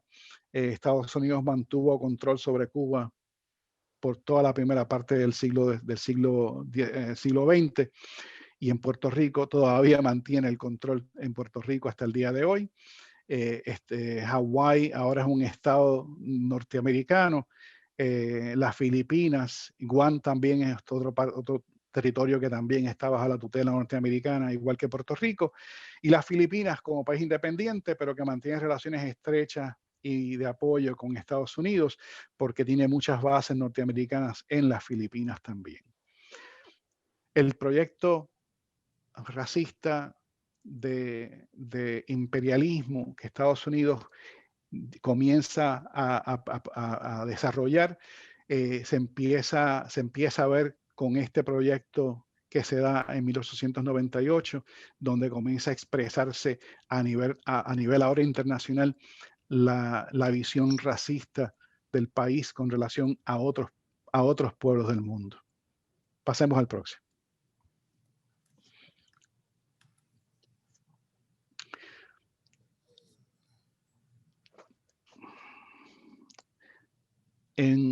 Bueno, antes de que seamos a esto, ¿hay alguna pregunta con lo que se ha dicho, lo hemos discutido hasta ahora? Sé que es mucho lo que pasa en el siglo XIX y yo he tratado de ir a vuelo de pájaro, pero por si acaso alguna pregunta, algún comentario. Sí, Pastor, agradecerle, es increíble la historia, muy buena. Solamente quería ver esta intersección entre esta creación de imperio de Estados Unidos, que es básicamente la herencia ya no solamente inglesa, sino ya más europea, ¿no? Porque son de varios países los que crean esta idea de blancura en Estados Unidos, que luego busca ser imperio y va detrás de lo que fueron las colonias españolas. Entonces ya se vuelve lo anglo versus lo latino, ¿no? Entonces ellos son mejores que los latinos, aunque el español es europeo, igual que el anglo, pero siempre, bueno, ellos tienen rivalidad histórica en Europa. Entonces trasladan, ¿no? A América y luego, como usted mencionó, todo Filipinas, Cuba, Puerto Rico, que eran territorios bajo dominio español, que no lograron la independencia en el momento que se independizaban las otras colonias del continente, pues deciden, ¿no? Ellos tomarlo. Eso es lo que yo veo que sí, van detrás, y por eso hasta ahorita es racismo cruzado, es decir, a nosotros nos discriminan por hablar español porque siguen su mente que ellos son mejores, porque se tomaron todo lo que era español. Yo creo que ahí hay una historia, ¿no? Que sería interesante. Amén, Jenny, amén. La historia hay mucho, y aquí, como hablamos al principio, estamos tratando de hacer esto en 2 horas para poder ir lo más rápido posible sobre lo que para mí es la trayectoria del desarrollo del racismo en Estados Unidos. Y entonces específicamente esto relacionado con las leyes de inmigración, porque las leyes de inmigración van a ser precisamente una expresión de ese racismo que ya estaba como parte de la ideología política, social, económica en Estados Unidos, y las leyes de inmigración se convierten en parte de ese proyecto racista que va entonces a influenciar cómo se desarrollan las leyes de inmigración en el país y cómo se va a tratar a los inmigrantes en el país. Porque ya se había estado desarrollando esa mentalidad de cómo íbamos a tratar a los inmigrantes que venían de otros países y específicamente, como usted dice, Jenny, de Latinoamérica, porque no solamente el hecho de que se vean diferentes, ahora es aquellos que no se ven diferentes, se pueden ver igual que el resto de la población blanca, pero hablan con un acentito, y el acentito es un acentito español, y ser español es negativo, porque ser de España es una cosa negativa, porque los españoles son un pueblo que no tiene la fuerza para superarse como los pueblos ingleses y el resto de los pueblos europeos que son diferentes. Toda esa ideología de racismo comienza a surgir y a fortalecerse durante este periodo a fines del siglo XIX y continúa entonces a través del siglo XX, donde entonces es la emigración que viene de Latinoamérica para Estados Unidos comienza a ser vista también como parte del problema, porque estas personas que vienen de Latinoamérica son un problema como lo son los negros y como son los indígenas, como son los latinoamericanos, y se comienza a ver a todos de nuevo. Por eso la importancia de entender. Aquí la definición es blancos y no blancos. Y la definición de blanco es la definición que la Corte Suprema va a entender. Un blanco es aquel que nosotros entendemos que es blanco.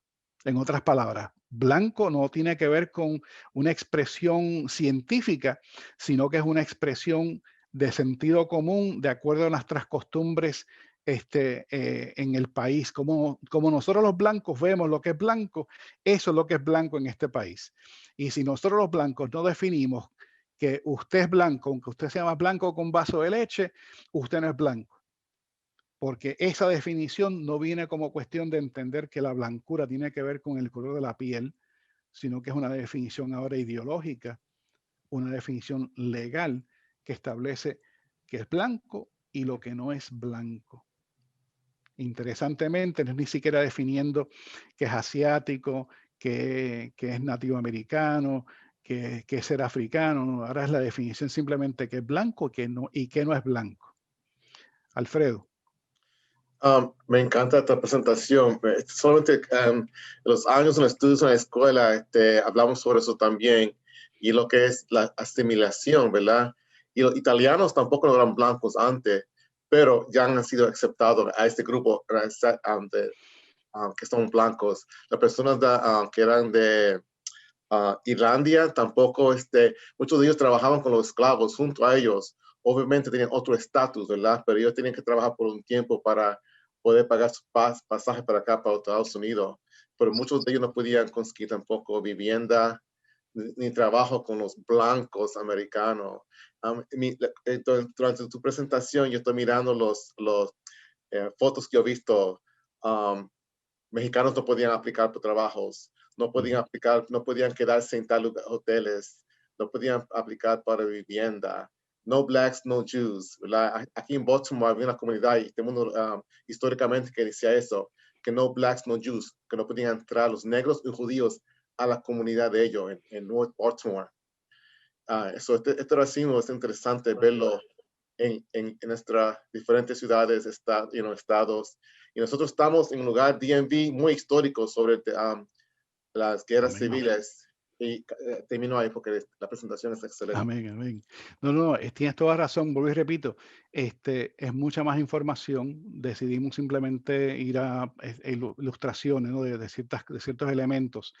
Esta parte que viene aquí es una parte un poquito importante para entender la ideología de nuevo, para seguir entendiendo un poco más la ideología.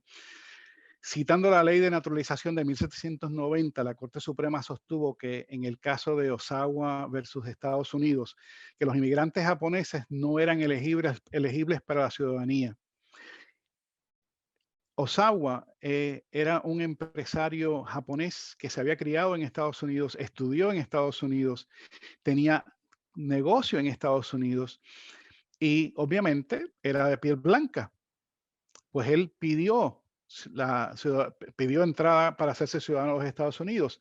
Pasó varios años luchando en las cortes hasta que finalmente el caso llega a la Corte Suprema de los Estados Unidos. En la Corte Suprema simplemente se le plantea que de acuerdo a la ciencia,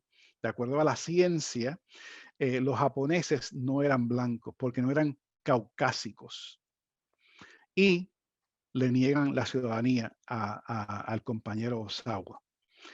En 1923, la Corte Suprema de Estados Unidos, en Estados Unidos versus Bhagat Singh Thind, entra ahora en otra discusión sobre lo mismo.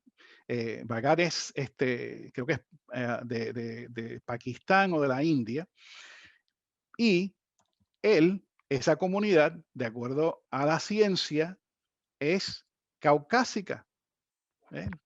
Los hermanos de la India son parte de la comunidad del Cáucaso y por lo tanto son caucásicos. En este caso, Singh Thind va a la Corte Suprema planteando que él es parte de la comunidad, de la etnia caucásica y que por lo tanto él cualifica para ser hecho ciudadano norteamericano porque de acuerdo a la ciencia, él y su comunidad cualifican. Según el caso de Osawa, que había dicho que según la ciencia los japoneses no son, pues Singh Thind, utilizando la ciencia, le dice a la Corte Suprema, bueno, Osawa no cualifica, pero yo sí, porque yo soy caucásico. Esa es la comunidad nuestra, ¿no? La etnia nuestra es caucásica. Y ahí es donde entonces entra la definición finalmente de claro racismo del país, donde la palabra de la Corte Suprema fue que el entendimiento de lo que es ser blanco es entendido en cómo lo interpreta la comunidad blanca en el sentido común. El hombre común, cómo interpreta el hombre común lo que es ser blanco. Eso es lo que define lo que es ser blanco en Estados Unidos. O sea, que ya no es ciencia, que era lo que supuestamente estamos utilizando para decir que científicamente, ¿no? Que es lo que es un blanco, lo que es un negro, lo que es otra cosa. En este caso ahora resulta que lo que es el blanco no está definido por la cuestión científica, antropológica, sino que es ahora definido como consecuencia de el entendimiento del hombre común. Ese es lo que define lo que va a ser entonces un hombre blanco, una persona blanca. Y por lo tanto, a Singh Thind tampoco se le permite convertirse en ciudadano de los Estados Unidos. Estos casos obviamente se va a ver más tarde nuevamente, se va a revertir la decisión de la Corte Suprema, pero hasta este momento entonces estamos viendo la trayectoria del programa de discriminación y racismo que se está utilizando entonces para mantener fuera a aquellos que nosotros no queremos que estén con nosotros, ni que queremos que sean parte del país, porque no se ajustan a nuestro entendimiento, ni a nuestra definición de lo que es ser un buen norteamericano. Vamos al próximo. De aquí comienza en el siglo XX, es donde se da el caudal de leyes de inmigración y comienzan a desarrollarse leyes de inmigración, lo que nosotros conocemos como leyes de inmigración hoy día. En el 1924, interesantemente, que es el año en el que se da finalmente se da la ciudadanía a los nativos americanos y el derecho al voto a las mujeres, también se pasa por el Congreso de los Estados Unidos la ley de exclusión oriental. ¿Se acuerdan de la ley de exclusión de los chinos?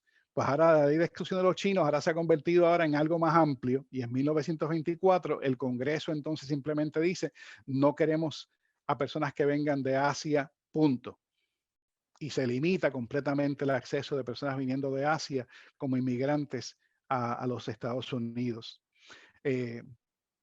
En 1924 se determina que cierto grupo de gente no van a ser elegibles para emigrar ni para ser ciudadanos de los Estados Unidos. Los filipinos son el único grupo asiático que es exento de esa ley porque las Filipinas era una colonia norteamericana. Así que como colonia norteamericana había acceso de los filipinos a poder venir a Estados Unidos, pero se controla todo lo demás, se le impide la entrada. En 1924 se crea la patrulla fronteriza, que tan famosa patrulla fronteriza, y al principio cuando comienza la patrulla fronteriza, las atrocidades que cometen la patrulla fronteriza en contra de la población mexicana y de cualquier persona que ellos vieran cruzando la frontera que no estaba de acuerdo con los parámetros, lo que se entendía en aquel entonces, que era gente buena entrando al país. En el 1930, vemos la repatriación de 400,000 mexicanos, que se estima que estaba entre 400,000 a 2 millones de personas fueron básicamente exilados del territorio nacional norteamericano y fueron enviados a México. Y claro, poco a poco esas personas empezaron a regresar, pero les tomó años a algunas personas en poder regresar a sus hogares en su país, que era obviamente los Estados Unidos. Esto lo vamos a estar viendo ahora, leyes que se van a estar propagando desde este periodo en adelante. Vamos a pasar al próximo, donde estamos viendo todas estas leyes anti-inmigrantes, porque ahora obviamente estamos viendo que la población mexicana, la población latinoamericana está viniendo en grandes números a los Estados Unidos, y a nosotros no nos gusta. No nos gusta porque no se ven como nosotros, son gente pobre y no hablan nuestro idioma. Y obviamente, pues estas son tres cosas que ya tienen en contra. ¿Qué va a hacer esta gente aquí para enriquecer al país? No puede hacer nada porque esta gente no tiene nada que contribuir. Esa es la lógica que comienza a desarrollarse y la ideología del racismo que comienza a agarrarse profundamente. Va a haber otras legislaciones. Vamos a seguir este tema.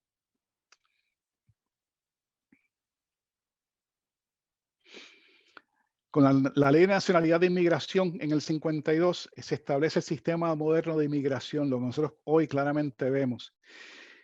Finalmente, en 1954, la Corte Suprema aprueba el caso del Brown versus Board of Education, que establece que el caso que la Corte Suprema había aprobado de Plessy v. Ferguson en 1896 no es la ley del país. Es inconstitucional esa decisión de la Corte Suprema, y la Corte Suprema determina que ese acomodo de que proveerle espacios separados a la comunidad negra o a la comunidad no blanca era suficiente como para decir que sus derechos habían sido protegidos. En Brown versus Board of Education, el país dice esa no puede ser la ley porque eso contradice a la enmienda 14 de la Constitución, y eso contradice obviamente la intención de la Constitución en términos de la protección de los derechos de sus ciudadanos. Y la enmienda 14 fue fue la enmienda central que se utilizó en el caso del Brown versus Board of Education para litigar el problema de la segregación. Aquí comienza a darse un término, un final a la cuestión de la segregación. En el 65 se establece entonces lo que nosotros conocemos como la Ley de Inmigración de 1965, donde se liberaliza el proceso de migración para millones de personas viniendo de Latinoamérica, donde se da más entrada. Sin embargo, el número de personas que vienen de Latinoamérica en el 65, en la primera década de los primeros 10 años después que pasa la ley, es un grupo pequeño, no es una inmigración gigantesca, pero se comienza a apretar más la entrada de cierta gente de otros países para que los norteamericanos blancos no se sintieran como que se les estaban cayendo de mucha gente no blanca al país. Próximo.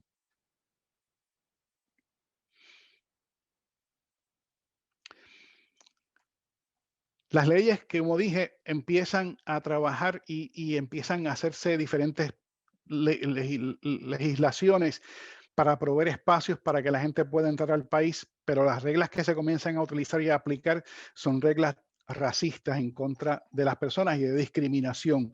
Se aceptaba a cierta gente porque tenían ciertos valores educativos, cierto entrenamiento educativo, ciertas destrezas, pero se comienza entonces a frenar personas que no tengan esas destrezas o personas que tengan cierto nivel de educación. Comienza de nuevo todo un proyecto de buscar cómo podemos eliminar que tanta gente venga a los Estados Unidos.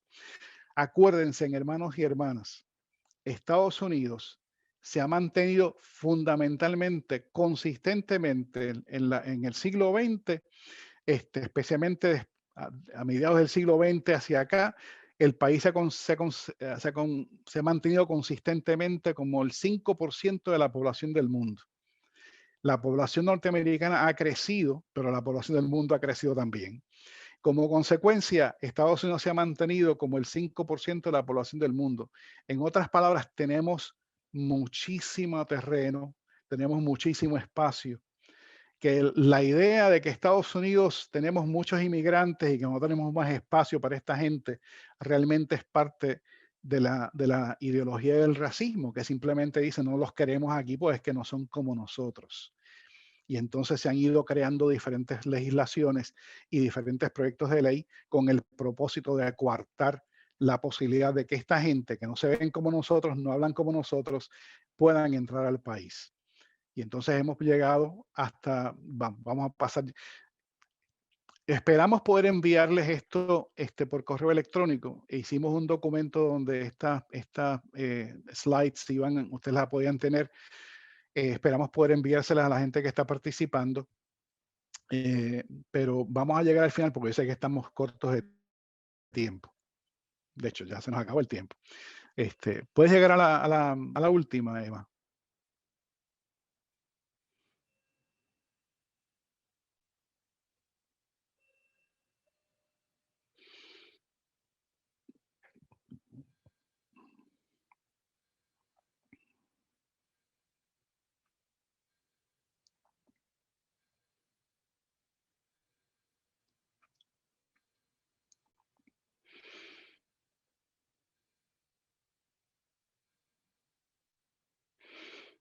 Se ven, había suficiente terreno aquí para cubrir, ¿verdad? A mí siempre me dijeron, es mejor tener más que no tenga suficiente para cubrir el tiempo. Así que tengo más que suficiente para cubrir el tiempo aquí. Finalmente, todos los proyectos de ley que se han aprobado por el Congreso, algunos que han sido beneficiosos, algunos que han ayudado, como por ejemplo la ley que aprobó el presidente Reagan, una ley que fue provechosa para muchos inmigrantes que en los 80 pudieron beneficiarse de la amnistía que se hizo en los 80 bajo la administración de Reagan.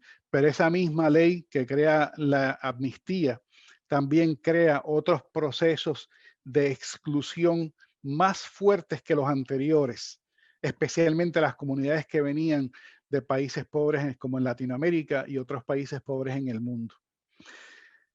Esas leyes de inmigración que básicamente desde el 84 en adelante, desde la administración de Reagan, han venido siendo cada vez más y más excluyentes, más y más drásticas en términos del trato que se ha hecho con la comunidad inmigrante. Hasta que finalmente cuando llegamos entonces al número de indocumentados en el país, porque no tienen ahora acceso a venir legalmente, y la población de indocumentados sube a los 11 millones de indocumentados en el país, y acordémonos siempre que es importante siempre señalar esto, que el 75% de la comunidad indocumentada del país son de Latinoamérica. De esos 75% que vienen de Latinoamérica, el 75% vienen de México. Pero el restante de la comunidad indocumentada, de los 11 millones, vienen de otras partes del mundo. Así que como consecuencia sabemos que no son todos mexicanos, no son todos latinoamericanos, sino que hay un montón de gente, incluyendo blancos europeos que también son indocumentados porque no tenían la posibilidad de solicitar por los medios normales, ¿no? Con eso simplemente lo que estamos diciendo es que vemos un recrudecer de las actitudes negativas en contra de los inmigrantes y vemos sin número de políticos, sin número de líderes políticos en el país que se tiran y se desbordan en contra de los inmigrantes y hacen el discurso antimigrante, racista, inclusive la negación no solamente de que estas personas son seres humanos, sino que se les desestima como seres humanos Y obviamente lo vemos culminar en el proceso político y el discurso político, lo vemos culminar con el discurso que Donald Trump comienza su carrera política para la presidencia. Cuando allá en el hotel en Nueva York, donde él estaba, en la escalera donde él se detiene para dar su discurso, para lanzar su candidatura a la presidencia, en la forma en que él lanza su candidatura a la presidencia es acusando a los mexicanos y a los latinos, a los inmigrantes de ser violadores, de ser gente negativa, gente mala, México nos manda lo peor que tiene, etcétera, etcétera. En otras palabras, sostener aún más todavía lo que se ha ido desarrollando en el país en contra de la comunidad inmigrante latina, utilizando los miedos, utilizando la desinformación y los prejuicios de la gente como instrumento para la campaña política que finalmente le da a él la victoria en el 2016. Esa es la trayectoria que hemos visto entonces, que culmina de nuevo con el presidente Donald Trump, donde finalmente vemos cómo la política en contra de las comunidades inmigrantes y la comunidad, específicamente la comunidad latina, se ha convertido ahora en una norma en términos de cómo se va a tratar esta población, incluyendo las leyes que se han pasado precisamente para aún afectar e impactar más todavía a la población latina en los Estados Unidos, especialmente la población indocumentada. Pero ustedes y yo sabemos que el hecho de que las leyes se pasen en contra de la población indocumentada no quiere decir que nuestros hermanos inmigrantes que tienen papeles no sean impactados, porque vemos que el impacto se hace a toda la comunidad inmigrante. Por último, para que mantengamos esto en mente como comunidad latina en Estados Unidos, hemos escuchado todo lo que se estaba haciendo, todo lo que está sucediendo con el caso, por ejemplo, de la comunidad afroamericana y las personas que han sido matadas o asesinadas por la policía. Y yo simplemente me pareció que era importante que supiéramos que la comunidad latina ha tenido miles de personas que han sido asesinadas por la policía también. Lo que pasa es que nosotros no sonamos tanto y nosotros no hemos hecho como nuestros hermanos afroamericanos que se han tirado a las calles a protestar, porque muchos de nosotros vemos esto como que esto es normal. Y para mucha de la gente que viene de Latinoamérica, que ve esto como una cosa normal, porque en los países en Latinoamérica esto pasa cada rato, pero más de 2.650 personas desde el 2014 para acá han sido asesinadas por violencia de la policía, por la violencia del Estado. Esto es importante que lo tengamos en cuenta porque obviamente esto nos plantea que el trabajo es esencial para nosotros seguir abogando por los derechos de los inmigrantes, poder seguir abogando por los derechos de la comunidad latina en Estados Unidos y que el racismo, mis hermanos y hermanas, es parte integral de todo este discurso. El racismo es parte integral de todo este proceso, que cuando hablamos de una cosa, cuando hablamos de inmigración, tenemos que hablar de racismo también, porque las dos cosas van mano a mano. Hermanos y hermanas, eso es todo. Yo creo que terminamos casi en punto.